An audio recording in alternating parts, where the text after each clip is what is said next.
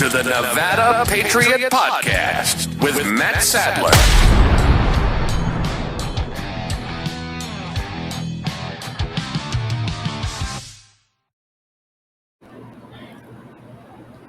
Welcome, folks, to the Nevada Patriot Podcast with Matt Sadler. As usual, I'm your host, Matt Sadler. With me in studio today, in the DJ Sound studio, I have a special guest host, at least for the next 10, 15 minutes, my wife, Sharon Sadler.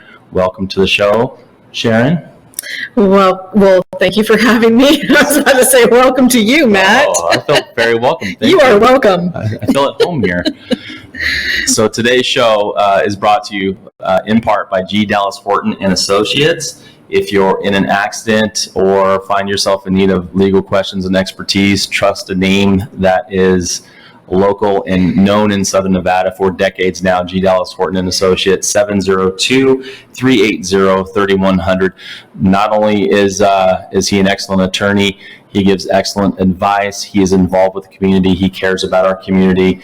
He cares about the show. So thank you again, G. Dallas Horton and Associates, for supporting not only local radio here in Pahrump, but also the Nevada Patriot Podcast with Matt Sadler. So for those of you listening on Talk Radio of Pahrump, Godfather.media, 977fm.rocks, Rumble, YouTube, welcome aboard. If you're in your car, keep your eyes on the road. Enjoy the radio. So today we're going to talk about a couple topics here. We're going to try to keep the show nice and pithy. One thing that we know that's going on in our community is there seems to be a need for extra law enforcement, for boots on the ground, for good policing in our communities. If you, like we say on the show, if you haven't been living under a rock lately, you're going to know that there's some news having to do with that. There's some aspects of retaining good quality staff with our sheriff's office, as well as keeping pace with some of the competitors, for lack of a better word. So whether that's the Las Vegas Metropolitan Police Department, that's based out of Greater Las Vegas, Clark County, or its other agencies throughout the country. We have good staff here, and our goal is to maintain and keep the staff that we have, and also draw in good candidates as our community continues to grow. We can see that, our town, since we've been here about 4.5 years, has seemingly grown a lot. So yeah, it has. So when I'm hearing from, whether it's deputies or staff in detention or patrol, that they're worried that they're going to be losing good people, that should draw our attention. So recently, our Sheriff McGill has made a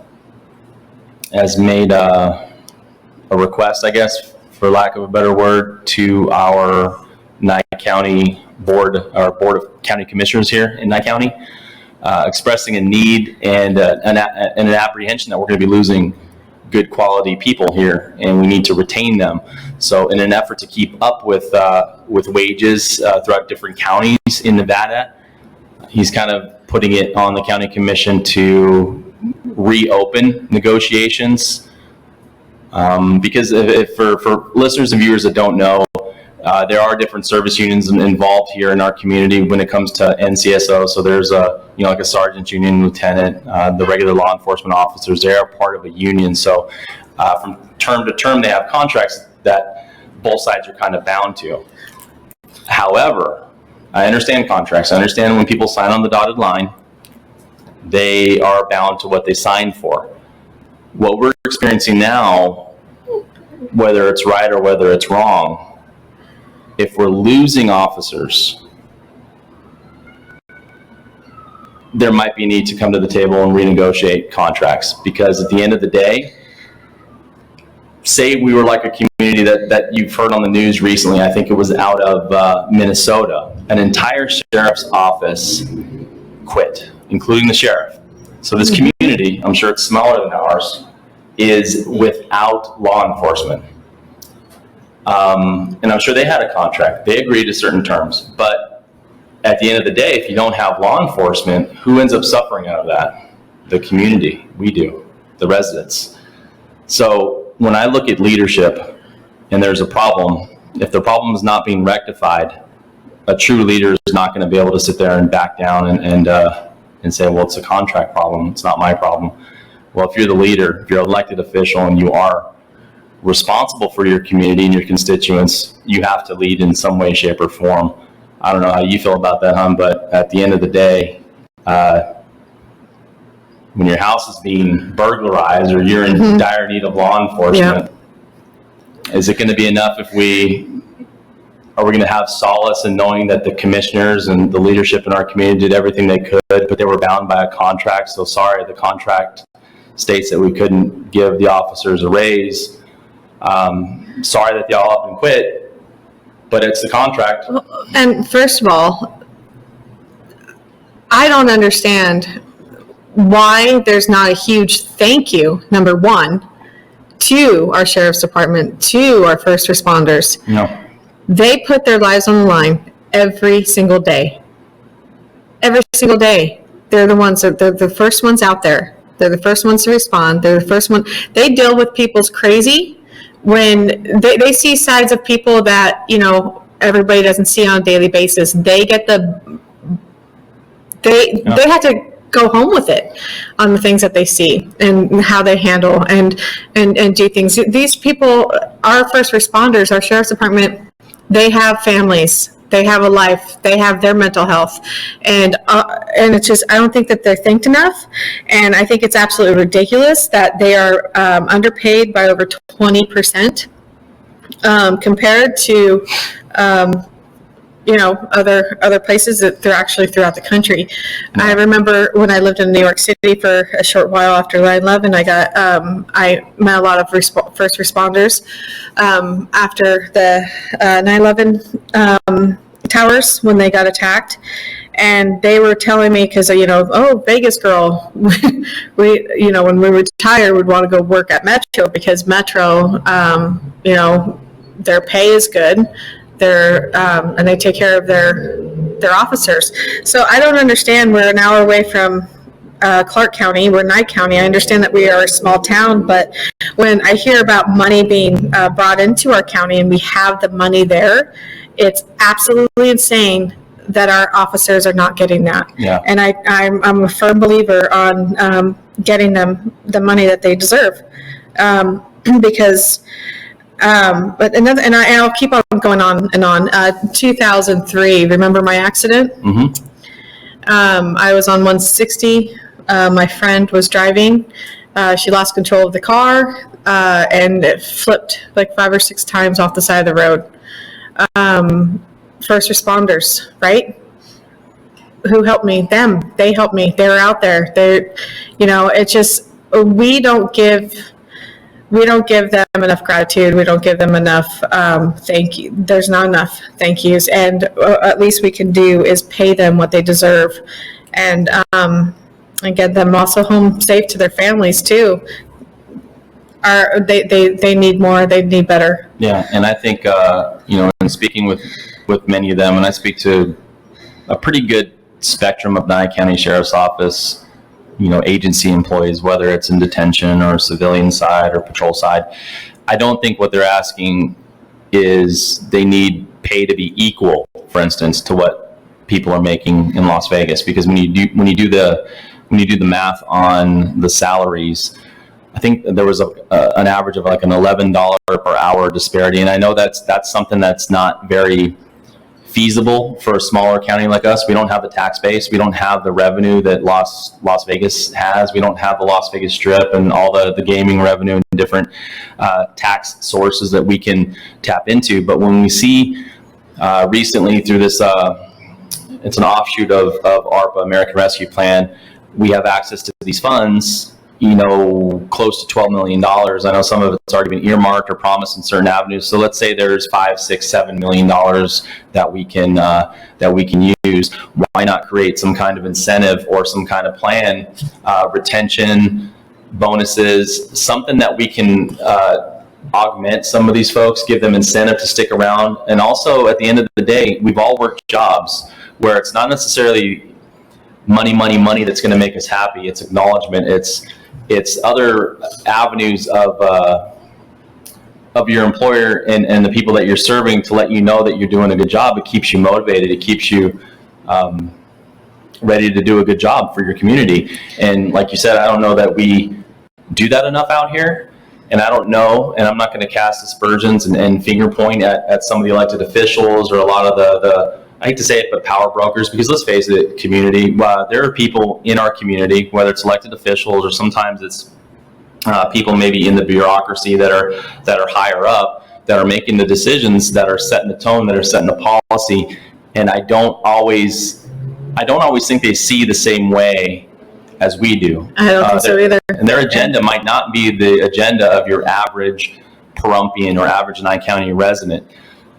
And I hate to say it, but until things touch close to home on you, until, say an elected official or some power player, until it's their neighbor or it's their garage that's getting broken into, and their car stolen out of it, or it's somebody sneaking into their bedroom in the wee hours of the morning, stealing something out of their sock drawer. Until that happens to them, they might not know and see it through the same lens that us average little locals see it. So, I mean, it's food for thought, and and like I said, I don't think that they're asking for pay to be equal. I think what ultimately the sheriff's office is probably looking for is some kind of medium level pay commensurate with like an average, or maybe if you take all the counties, all the different salaries and divide it by like a medium score to see what is basically in the middle of what. Because our standard of living out here, it's not cheap to live in Pahrump anymore. Nope. It's not quite as expensive as Las Vegas, but it's not the year 2000. This isn't a tiny rural town where everything is cheaper and you can get a 2-bedroom, 3-bedroom house for $650 a month anymore. Those days are gone. These poor deputies. Yeah. And even the sergeants. Voting has consequences. That's what happens when you vote the wrong people into office. We start paying more taxes on. You talk about the national level with inflation, with taxes, the value of the dollar just continually getting squeezed when you have the government incentivizing people to not be productive, to not do well. It ends up harming our community. So yeah, it does. We're going to take a quick break here. I thank you for sticking around for the segment. I know time is pressing for you, Sharon, so thank you for stopping by and being the guest host for the first segment.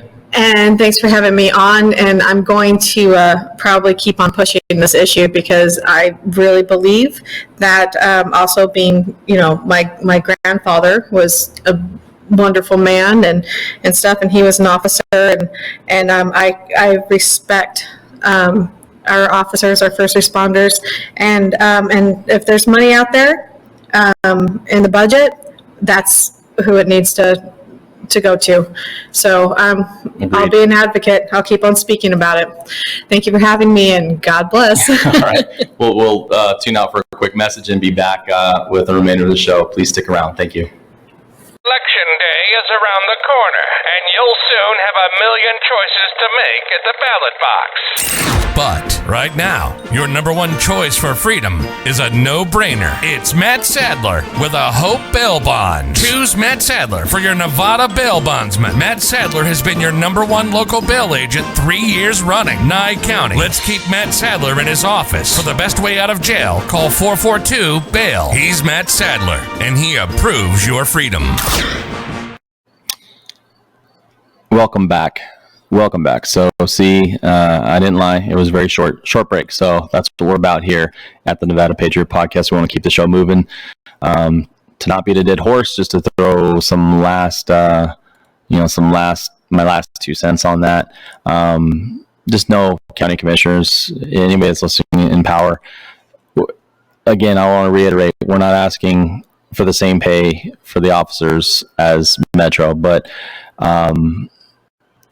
if you make it a priority to try to have our first responders, and not only NCSO, I'm talking about, for ambulance services, fire and rescue, everything really that Nye County is about. I think we need to make a concerted, pointed, and continual effort to maintain a good, healthy work environment, because if morale is up, if the pay is commensurate and worthy of the position, I think you're going to have a healthy, happy, growing workforce of first responders, and a constant bullpen, and constantly having people on deck, so to speak, that are ready to go ahead and take that ball and run with it. So we'll always have a fresh generation of people on deck ready to go ahead and become good first responders. So just again, from the bottom of my heart, NCSO, you are appreciated, you are noticed, you are thanked.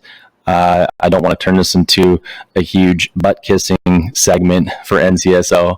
I know not everybody's perfect, so not all of you who work at NCSO, we know you're not perfect all the time, nor do we expect it, but we appreciate the effort, and we appreciate the stress that you go through.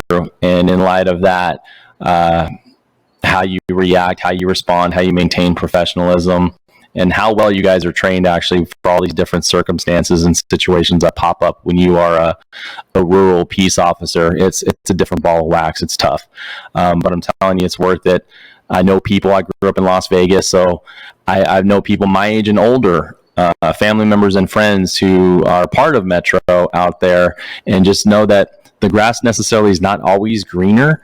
If you were to jump ship from Nye County, from Pahrump, Beatty, Tonopah, to go work in a place like Las Vegas, because different stress levels, obviously different dynamics that you're dealing with in a more urban environment. But let me tell you, I think some of my friends and family, it aged them a lot. They went through some major stresses out there in that agency as well. So just know that sometimes out here, although we can be pains in the butt here in the rural communities, bear with us, because like I said, grass isn't always that much greener. I know I've taken a pass in my past when I was a union worker working on the Strip to go make more money, for instance, at another hotel that was non-union. And as a younger guy in his early 20s, you know, everything was about, for a lot of the people my age in my place of employment, they all jumped ship. Only to let me know that, hey, months later, the extra $4 an hour or whatever they were making at the new place, they missed the comforts of the old employment place. So I know in that respect, I know it's easy for me to say that, and then believe me, I'm not paying your bills, but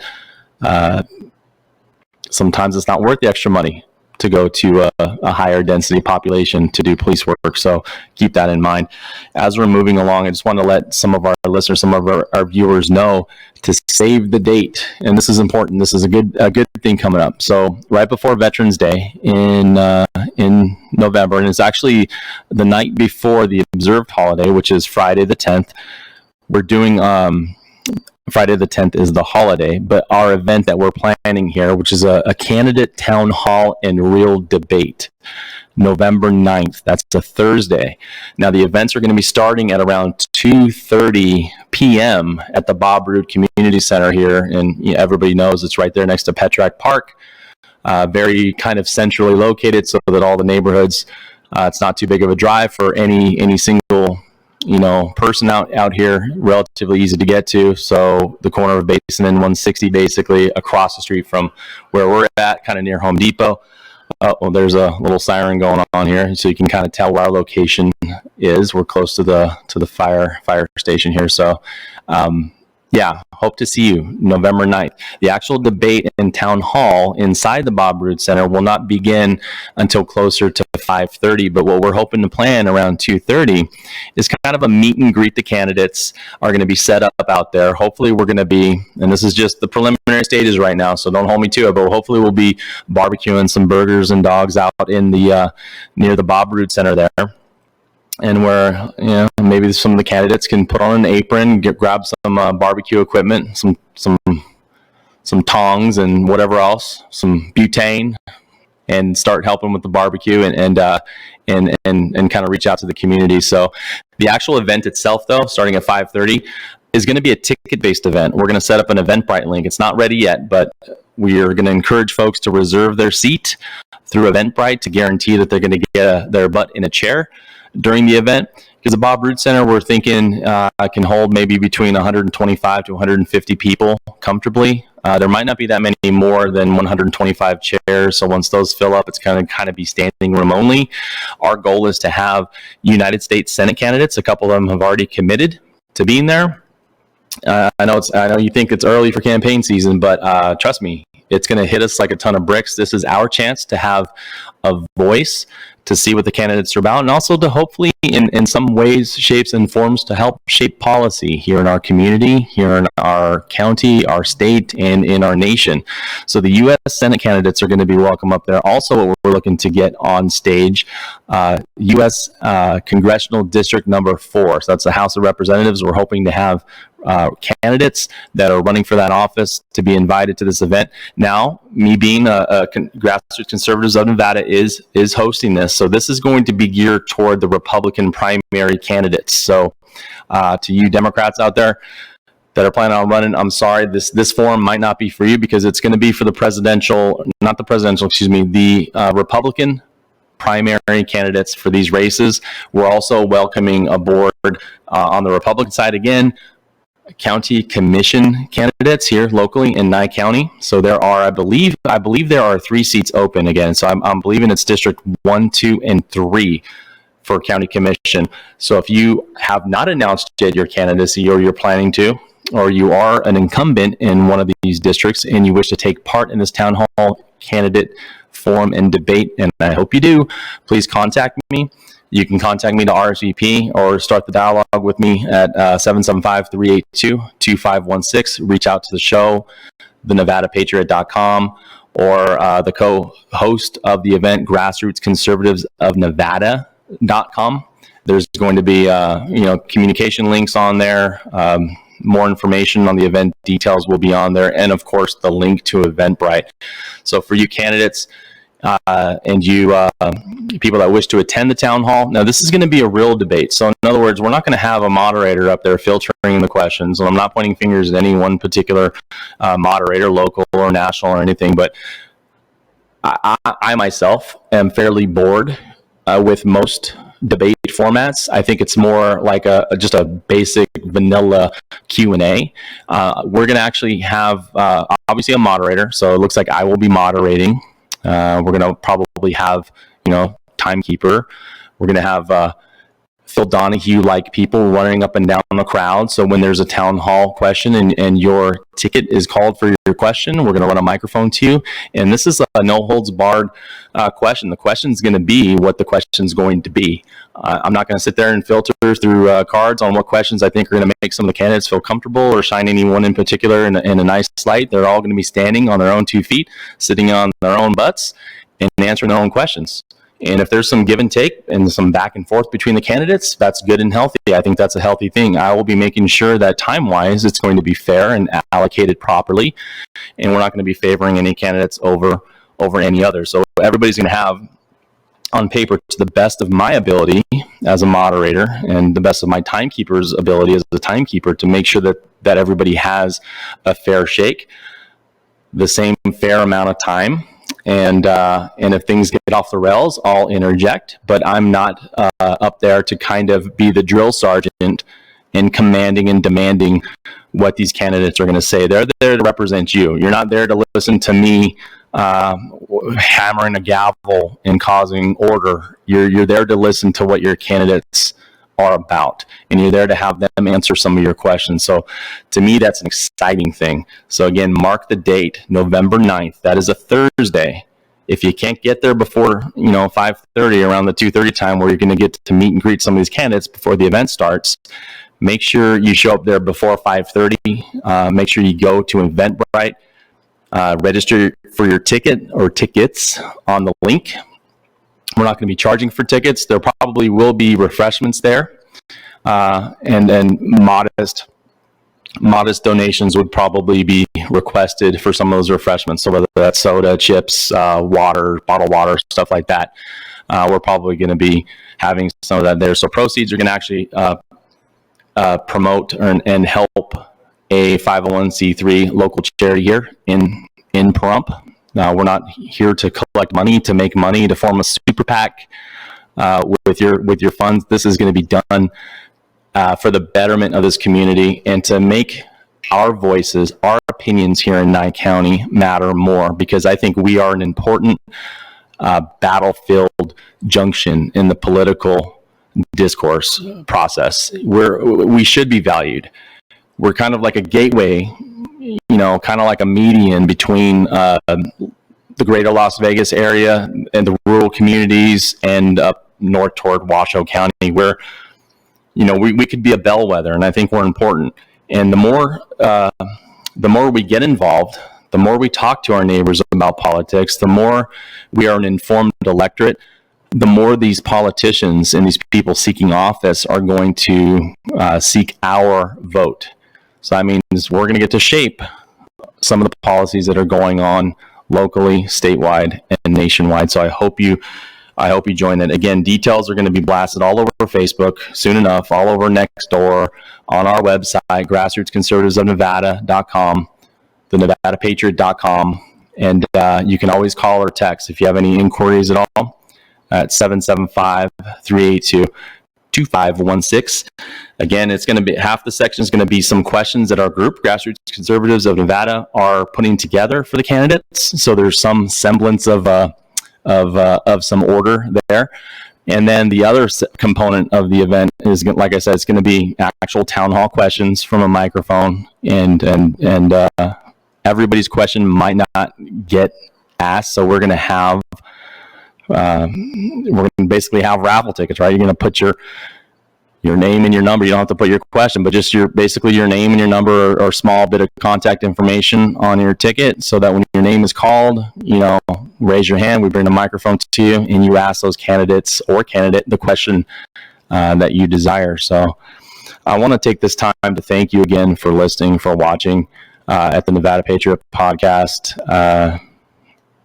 We're still kind of adapting here to the visual format, but we want to keep it friendly for the radio. So if you're listening on 97.7 FM, keep listening. The radio station right now is still in that process of getting fine-tuned and back at full throttle, so it's broadcasting as powerfully as it can. So bear with that progress. If you can't hear the station from your radio dial, do like I do. Tune into godfather.media or 977 FM rocks.